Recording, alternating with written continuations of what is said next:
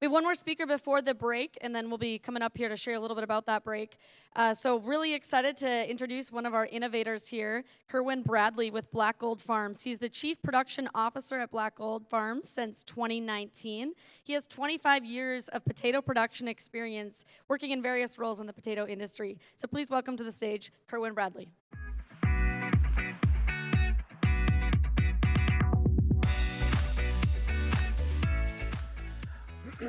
All right, thank you. Thank you, Grand Farm, for the opportunity to come talk today. I am Kerwin Bradley. I'm the Chief Production Officer of Black Gold Farms. Black Gold Farm, we're farmers, right? That's what we do. We farm, we grow stuff. We're a fourth generation farm headquartered in Grand Forks, North Dakota. We have farms, we have currently 10 locations. We grow mostly potatoes as our specialty crop. We grow Irish potatoes. We grow sweet potatoes. We also grow commodities. And the farms are spread throughout the Midwest and the eastern part of the U.S. I'm going to talk here a couple minutes about some of our problems. And it's fun to come here and talk about problems in this environment. You know, the thing that I know that we all have in common, right? You're either here because you have problems, or you're here helping people solve problems. And a lot of times what happens in the business is that you're focused, in the business, and there's all kinds of things going on, and you think you're the only one, right, that has these problems. And it's good to kind of step back a little bit and say, you know what, we're not the only ones that have problems. There are others who have problems too, and a lot of times they have the same problems that we do. And so working together, collaborating together to innovate, that is definitely the right idea. And we're all in on that. David talked earlier about sustainability. Sustainability that's a real thing. We talk a lot about sustainability at Black Gold Farms these days. Not because sustainability is a new idea, it definitely is not. And for us as farmers, it can be hard at times, especially when we're accused of not understanding this topic, or if we're accused of not doing it very well. Because at the end of the day, it's the very foundation of what we do, right? We have to be good at being sustainable, or we don't get to keep doing what we love to do. And oftentimes, like in the case of Black Gold Farms, for many generations, it's what we do.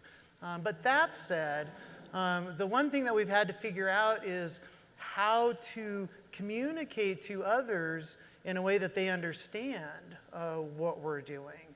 And we're getting pretty good at that. And one of the things that you got to do these days, you got to talk about greenhouse gas emissions. We're getting pretty good at doing that.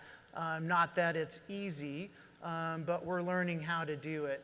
And we have a purpose statement at Black Gold, purpose-driven farming beyond the fields, and you probably can't read the fine print there, but basically, what we talk about in our organization is, there's a lot going on in the fields that is about, sustainability and growing a good crop and doing it in an efficient way and getting the customer what they want. But it's not all happening there.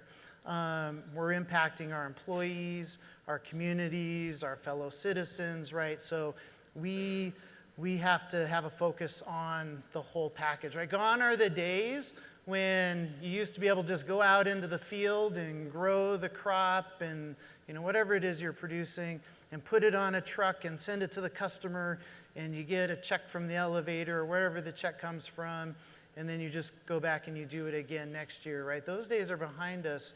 Now our stakeholders, our customers, care about how we do it. They want to know that we're doing it in a way that feels good, that feels sustainable for everybody. And so this is one of the problems that we're confronting, is just how do you do that in a good way? One of the things that happens, when you confront new problems is that's the inspiration for innovation, right? It's the inspiration for change. It's like, okay, so we recognize that we have a challenge, right? So then we're recognizing that we have an opportunity. Okay, we're going to go work on that opportunity. But then what you confront is, well, I got a bunch of ideas about how to work on that opportunity, but then how do I do it, right? How do I go about actually working on the opportunity? Because, it's not easy when you don't have enough resources to work on the change. And resources, I'm talking mostly about people most of the time. I mean, it sure can be a money issue too at times, but a lot of the times it's just, you just don't have the bandwidth in your organization to go work on the change. So anything very complicated becomes very difficult for an organization to go, like us, as a farm, to go implement. Another big problem for us is it's often hard to measure the impact, to predict the impact, because yield, right? Yield, at the end of the day, right, productivity and yield is really, really important. Estimating the impact to yield of a thing can be very difficult. And so it's like, well, can I rationalize making an investment when I don't know how much I'm going to get back? That's very difficult for farmers. Lack of expertise. Sometimes, and today this is one of our big problems actually, is that things are getting more and more technical. We can't have PhD agronomists and engineers on every single farm, right? It's just not practical, at least the way it is today, right? That's not practical. So if something's very complex, or it's hard to understand how this might impact the crop, then it gets difficult to try and unwind whether or not this is a good idea. Systems integration, man, we've got data coming from everywhere. And everybody's got a sensor, an instrument, or something, and the data goes to the cloud, and that's all well and good, and then there's a dashboard, but when you have like 40 of those, as a farmer, it's like it becomes impractical to really understand, know how to monitor all of that stuff. And then support across wide geographies for us, that's a challenge for us. It's a lot of these things are easier if everything you're doing is within a 30-minute drive, but that's not the case, right? We have to get on airplanes to go to places.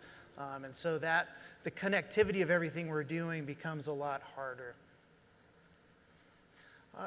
We're really proud of and happy and excited to have a Harvest-Year partnership with Grand Farm to help us work on some of our problems. We've engaged with them to work on one very specific thing, and that is related to water.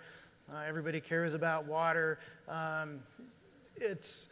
feel a little bit sheepish in saying that we're not as good as we would like to be at understanding everything that's going on in the field with regards to water. Seems like it shouldn't be that hard to measure how much water went on a field, whether it came from the sky or whether we put it on with an irrigation pivot. It seems like it shouldn't be that hard to know what the soil moisture conditions are out in the field, because the instruments to help us measure these things have been around for a really long time. It turns out that doing this well, it's not an instrument problem per se, right? It's not a technology problem, but it is an application problem. And so this is what we're talking to the team at Grand Farm about. It's like, how do we overcome the application problem of these things? And which is related to all the stuff that I just went through. It's having the expertise that can implement the solution.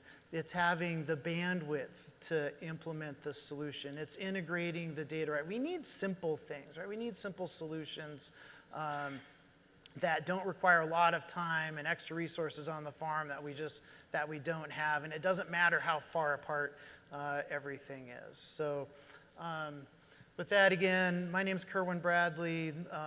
If you're interested in visiting with me, I'm happy to visit with you. That's my contact information. Feel free to find me or give me a call or a text. And I love talking about problems. So, Andrew, that's it.